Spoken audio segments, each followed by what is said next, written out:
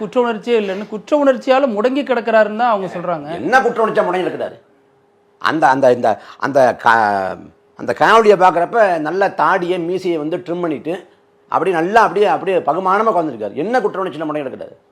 ஒரு நாள் முதல்ல வந்து இவ்வளோ உயிர் போயிடுச்சுன்னா அந்த இறந்து போன உடலை பார்க்க தாங்க ஓடி போயிருப்பான் ஒரு தலைவன். போய் விமானத்தை ஏற மாட்டாங்க, அப்படிலாம் ஒரு எண்ணமே வராதுங்க. ஒரு மனித தன்மை கொண்ட ஒருத்தனால பண்ண முடியாதுங்க. இல்லை ஓடி போறப்பதான் நிர்வாகிகளும் போலீஸாரும் வேண்டான்னு சொன்னதாகலாம். யார் சொன்னா? போலீஸ் சொல்ல பிறகு கேட்டுவியா?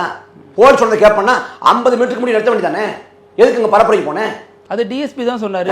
ஹையர் ரேங்க்ல இருக்கிற ஆபீசர் சொல்லணும் அப்படின்லாம். ஏன் டொனால்ட் ட்ரம்ப் சொல்ல சொல்லேன்? ஐநா சபை தலைவர் சொல்ல சொல்லேன்? நீ அவ்வளவு பெரிய பிடிங்க நீ? உனக்கு யார் சொன்னான்னு?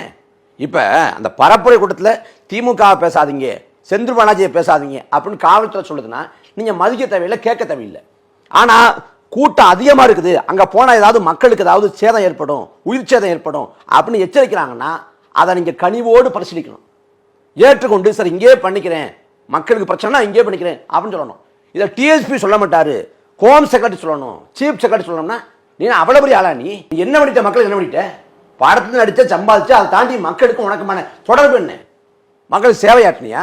போராட்ட காலத்தை போய் மக்களுக்கு துணையா என்ன ஆதரவு குரல் கொடுத்தியா? என்ன பண்ண?